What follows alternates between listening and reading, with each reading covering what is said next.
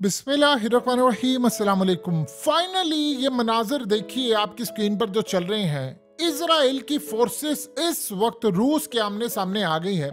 रूस की forces Golan Heights में इस वक्त पहुंच चुकी हैं।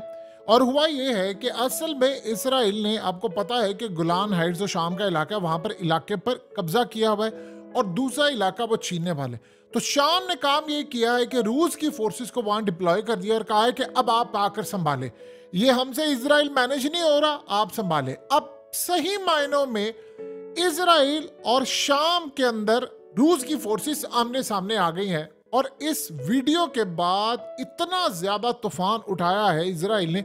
उन्होंने कहा है कि मैसेज टू इजराइल, यानी ये मैसेज हमें दिया गया है रूस की जानिब से कि हम आपके सामने आकर खड़े हो गए हैं।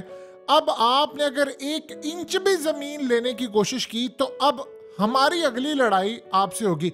यानी अब इसराइल और रूस की फोर्सेस सामने आ रही। किसने सोचा था, किसने सोचा था? बहुत सारे लोगों को शायद इस बात का अंदाजा नहीं है कि इसराइल बनाने में सोवियत यूनियन का कितना बड़ा किरदार था। कि आप ये देखिए कि यहूदी बड़ी तादाद के अंदर रूस से निकल कर आए। आज भी 16 लाख के करीब इजराइल में बसने वाले जो लोग हैं वो रूसी हैं, उनके पास रूस की भी नेशनैलिटी है। तो आप ये सोचें कि रूस और इस वक्त इजराइल की फोर्सेस आमने सामने आ गई और उन्होंने यहाँ फोर्सेस लाकर, अपना मिसाइल सिस्टम लाकर इजराइल को कह दिया है आपने एक इंच भी कदम आगे बढ़ने की कोशिश की, एक इंच भी जमीन लेने की कोशिश की आपने, तो हम यहाँ से फायर खोल देंगे और आप पर सीधा हमला होगा और हमारे यहाँ से, यानी आप पर मिसाइल भी दागे जाएंगे, हर तरह की लड़ाई होगी, गलती भी ना कीजिएगा।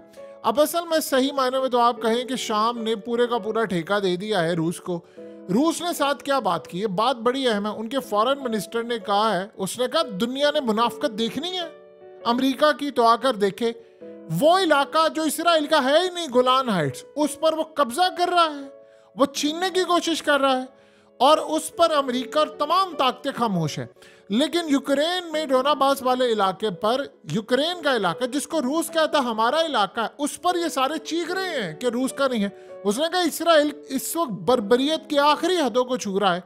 अक़वाम मुत्तहिदा के तमाम ममालिक अब इकट्ठे हो जाएं इसराइल के खिलाफ। ये फलस्तीन को खाना चाह रहा है, किसी सूरत हम इसको खाने नहीं देंगे। आप सोचें कि रूस का ऐसा स्टैंस है। अब आपको ये समझ आई ये सारे ममालिक क्यों रूस के खिलाफ इस वक्त इकट्ठे हो गए हैं। जाहिर सी बात है अब रूस का अगला निशाना जो है वो इसराइल है। आज अगर शाम में रूस ना होता तो आज देखिए शाम के अंदर हुकूमत होती। अब तो बड़ा मजा आने वाला है। खेल तो मजेदार हुआ है कि रूस की फोर्सेस बामुकाबला इस वक्त इसराइल की फोर्सेस, देखिए मुसलमानों फोर्सेस में वो दमखम नहीं है, उन्होंने नहीं खड़े होना इसराइल के आगे। ये तो आप अपने दिलो दिमाग में बिठा ले। इक्का दुक्का के अलावा, 2-3 ममालिक के अलावा या ग्रुप्स के अलावा इजराइल के सामने सिर्फ इस वक्त या तो हमास की लड़ाई है या ईरान की जो मलेशिया से वो लड़ाई है, हिजबुल्लाह लड़ाई होती है। इसके अलावा मुस्तकबिल में देखेंगे वह तब की बात है जब अफगानिस्तान की फोर्सेस लड़ेंगी। फिलहाल वो अमेरिका के साथ लड़ी। वैसे तो अफगानिस्तान की फोर्सेस की लड़ाई हो चुकी है, अमरीकी और जो इजरायली कमांडो से बड़ी तादाद के अंदर वो आकर लड़े थे। लेकिन जो बराह रास्त लड़ाई है वो तो इस वक्त रूस की होने जा रही है। तो रूस ने असल में शाम को कह दिया है कि तुम अब पीछे हट जा, अब हम जाने और इजराइल की फोर्सेस जाने। अब अगर इजराइल आगे बढ़कर उसने कब्जा करने के लिए, जाहिर सी बात है, मिलिट्री इंटरवेंशन करते आगे बढ़ते, तो उन्होंने कहा कि हम फिर इजराइल की फोर्सेस को ठिकाने लगाएंगे, यानी मारेंगे, मिसाइल भी मारेंगे, हमला भी करेंगे, हमारी हर तरह से डिप्लॉयमेंट है। यहाँ पर जो असल में डिप्लॉयमेंट इतनी बड़ी तादाद में हुई है वो कभी शाम ने नहीं की। यानी अब असल में उन्होंने कहा कि भाई ये पकड़ो, आप संभालें। ये असल में सबसे अहम काम है। अफगानिस्तान में भी यही होने जा रहा है, ये ज़हन में रखिएगा। ये लोगों को शायद अंदाजा नहीं है, ऐसे थोड़ी अफगानिस्तान को वो लिस्ट से निकाल रहे हैं और तस्लीम करने की तरफ जा रहे हैं। अफगानिस्तान ने रूस से डील करनी है कि ठीक है आप आए, यहाँ पर अड्डा बनाए हमें, क्योंकि चाइना को भी ये काबिल कबूल है। उसने कह रहा है भाई आए यहाँ पर आप अड्डा बनाएं, हमें बिल्कुल काबिल कबूल है, हम खुश हैं आपके साथ।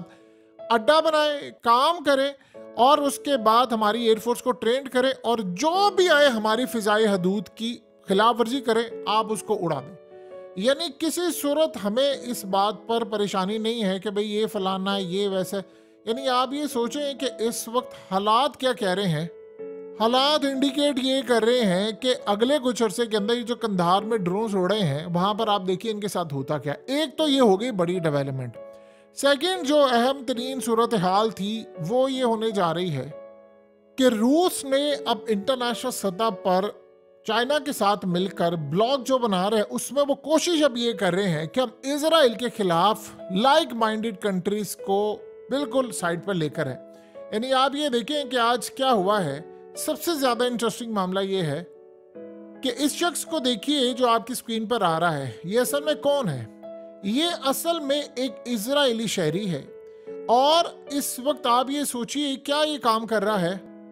ये रूस में काम कर रहा था, रूस की फोर्सेस ने इसको निकाल बाहर किया और इसको मुल्क से निकाल दिया। ये क्या कर रहा था? ये यूक्रेन के लिए लड़ाई करना चाह रहा था। यानी आप ये सोचिए जरा, इस शख्स ने क्या किया, इसने यूक्रेन के जो आर्म ग्रुप्स थे उनको कहा कि मैं तुम्हारे साथ लड़ने के लिए तैयार हूं, अगर तुम्हें कोई मेरी हमदर्दी चाहिए तो मैं तैयार हूं। ये असल में इसराइल की डिफेंस फोर्सेस जो हैं उनमें काम कर चुका। अब आपको समझ आई है। इसको क्या किया, इसको फारिग करके डिपोर्ट कर दिया उन्होंने इजराइल में। अब सोचे ये कर क्या रहा था। अब खेल बड़ा खुलकर आ रहा, वो सीधा इजराइल पर क्रैकडाउन कर रहे हैं। जो असल कहानी समझने वाली है, रशिया अब इजराइल पर क्रैकडाउन कर रहे हैं और उन लोगों को पकड़ा है। आपको पता है कि जो तकरीबन 16 लाख के करीब इजरायली हैं, उनमें वो लोग भी हैं जो इसराइल की फोर्सेस में भी काम कर रहे हैं। जैसे ये शख्स है, ये कह रहा था कि इसने ऑफर किया यूक्रेन को, उसने कहा कि अगर आपको मेरी सर्विसेज चाहिए तो मैं आकर रूस के खिलाफ लड़ने के लिए तैयार हूं। आप अंदाजा करें रूस में रहकर ये हरकतें कर रहा है। यानी असल में क्योंकि उनके पास नेशनैलिटीज और ये तमाम चीजें, तो उन्होंने इसको फारिग कर दिया, उन्हें निकाल दिया मुल्क से। तो निकलो यहाँ से, तुम्हें बड़ा शौक है ना, यहाँ से दफा हो जाओ।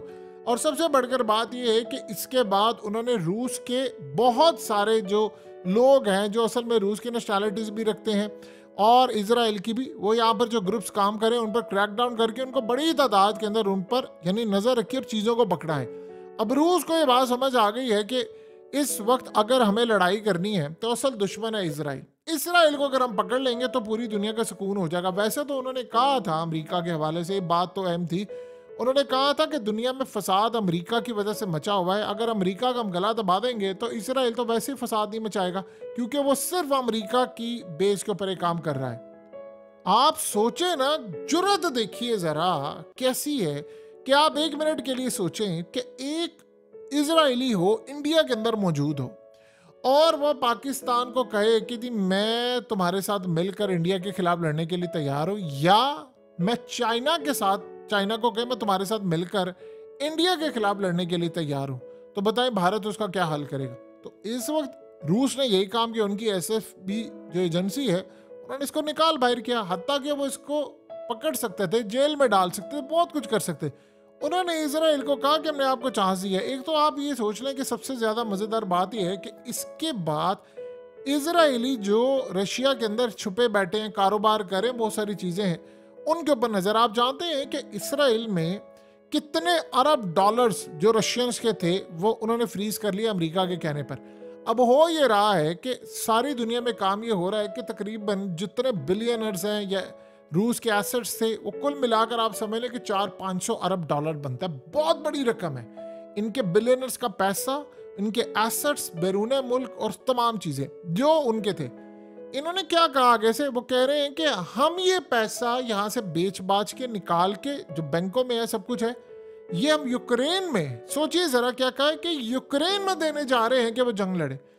रूस ने कहा है कि अगर तुमने हमारा पैसा, स्पेशली उन्होंने इजराइल को कहा क्योंकि इजराइल ने भी ये काम किया, उन्होंने कहा कि इजराइल समेत किसी मुल्क ने हमारा पैसा रिलीज करके दिया, क्योंकि जो देखिए पैसा फ्रीज किया गया है वो बाद में अनफ्रीज भी हो जाता है जब मामला होते हैं। उन्होंने कहा हमारा पैसा किसी ने निकाल कर दिया यूक्रेन को तो हम उस मुल्क की ईंट से ईंट बजा देंगे।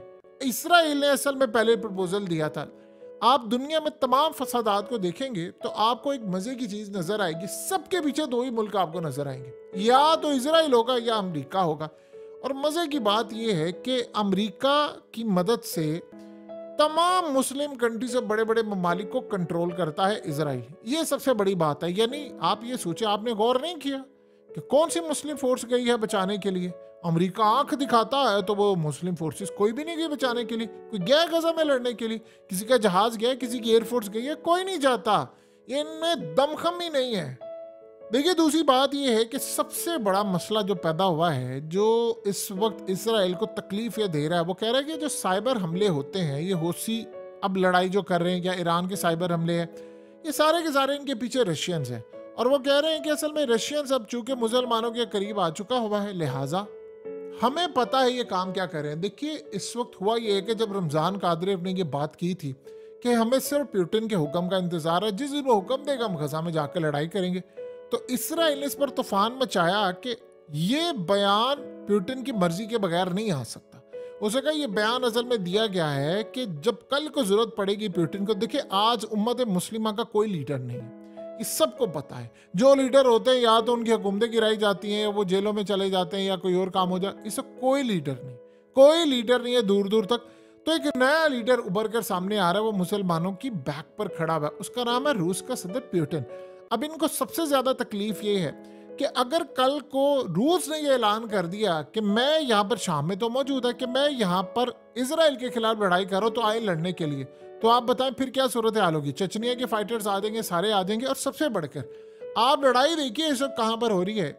लड़ाई हो रही है इसराइल की फोर्सेस बम मुकाबला रूस की फोर्सेस गोलान हाइट से। ये लड़ाई यहां से शुरू होनी है क्योंकि वो कह रहे हैं कि हमने ये इलाका लेना है। देखिए उनके नक्शे अगर आप गौर से देखें तो शाम के बगैर तो उनका है नहीं प्लान, वो सारे का सारा प्लान जो उन्होंने बनाया हुआ है। तो रूस ने कह दिया है कि मैंने 1 इंच जमीन इसराइल को लेने नहीं देनी। आप सोचे ना जरा, उन्होंने क्या कहा, उन्होंने कहा ईरान के कौंसुलेट पे हमला करके इन्होंने वो बर्बरियत की है कि सारे ममालिक मुनाफिक हैं, चुप हैं, इसराइल के खिलाफ पूरे वर्ल्ड को स्टैंड लेना चाहिए। आप बताइए क्या पाकिस्तान से लेकर मोरक्को से लेकर दुनिया तक ऐसा किसी ने स्टैंड लिया? ये स्टैंड लेना चाहिए था उम्मत मुस्लिमा के अंदर से। उन्होंने कोई खड़ा होकर नहीं कहता कि यार सारे ममालिक को कर। देखिए सबसे बड़ी बात यह है, कोई शाम के अंदर मुस्लिम कंट्री बचाने के लिए गई थी शाम को, या आज शाम आपके हाथ से निकल चुका होता है, ये ज़हन में रखिएगा। ये जाना चाहिए था मुसलमानों की फौजों को, ये जाना चाहिए था मुसलमानों की एयरफोर्स को। भाई आपके पास एयरफोर्स है, जहाज है। अर्दुगान के साथ भी तो यही हालिया हुआ ना, इलेक्शन क्यों बाहर गया, यही वजह थी कि भाई लोगों ने कहा कि तुमने एक मुनाफिकत दिखाई है। सो अब सूरत हाल सबसे बड़ी ये पैदा हो गई है इजराइल के हवाले से कि इसराइल को गुस्सा चढ़ा हुआ है इस बात का कि अब हमारा डायरेक्टली मुकाबला। देखिए वो साथ क्या करें, दाइश के ऊपर पूरा क्रैकडाउन कर रहे हैं, वो ईरान के साथ मिलकर ये काम करें। अब अगले पैमाने पर हो ये रहा है कि शाम ने ये कहा है कि पूरे मुल्क की जो सिक्योरिटी है वो हम रूस के हैंड ओवर कर दें। यानी बहुत सारे मामला में उन्होंने असल में देखिए बहुत सारी जगहों पर रूस की सिक्योरिटी नहीं है, बहुत सारी जगहों के ऊपर अमेरिका वहां पर बैठा हुआ है। और आप सोचें कि रूस ने तो एग्रीमेंट किया ना शाम की हुकूमत के साथ, अमेरिका ने कोई एग्रीमेंट नहीं किया शाम से।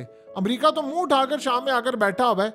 यानी आप ये सोच लें कि कल को दुनिया की कोई अफगानिस्तान की फोर्स चली जाए और वो जाकर के हमने अमेरिका में अड्डा बनाना है बगैर किसी रीजन के, तो वो उन पर हमला नहीं करेंगे। अमेरिका का काम क्या है? तो वहां पर आकर वो बैठा हुआ है।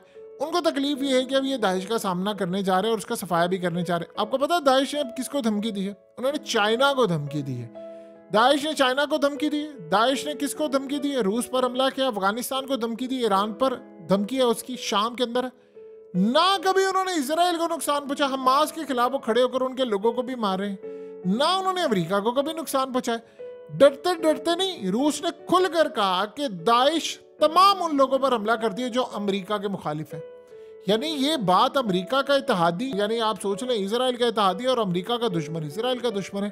तो अब जो मामला सामने आ रहा है वो तो क्लियरली बता रहा है कि रूस ने इजराइल की फोर्सेस को छोड़ना नहीं है, इन्होंने पंगा जरूर लेना है। ध्यान में रखिएगा, इन्होंने असल में उकसा रहे हैं ये दाइश को इस्तेमाल करते हुए अमेरिका, बरतानिया। आप देखिए थोड़े अरसे बाद कुरान निकलेगा, उसमें इसराइल का भी नाम आएगा।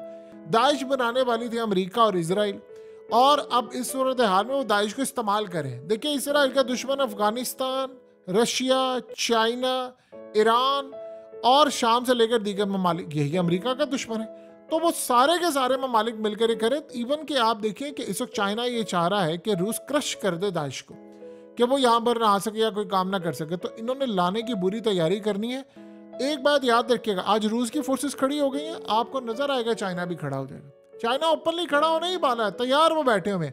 आज अगर आप ये कह रहे हैं कि गोलान हाइट्स फलाना ये वो, इस पर इसराइल का मामला, तो फिर ताइवान के मामले पर इनको तकलीफ क्यों है?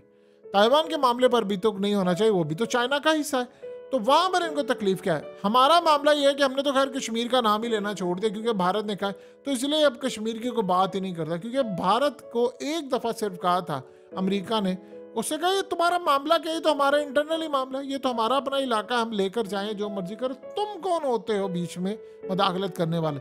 तो जिन ममालिक ने, जिस तरह हमने कश्मीर को छोड़ दिया, बड़े बड़े ममालिक ने अपने अपने इलाके छोड़ दिए, उन पर कब्जे हो गए, लेकिन शाम ने नहीं छोड़ा। उन्होंने कहा कि रूस की फोर्सेस अब लड़ेंगी इनसे।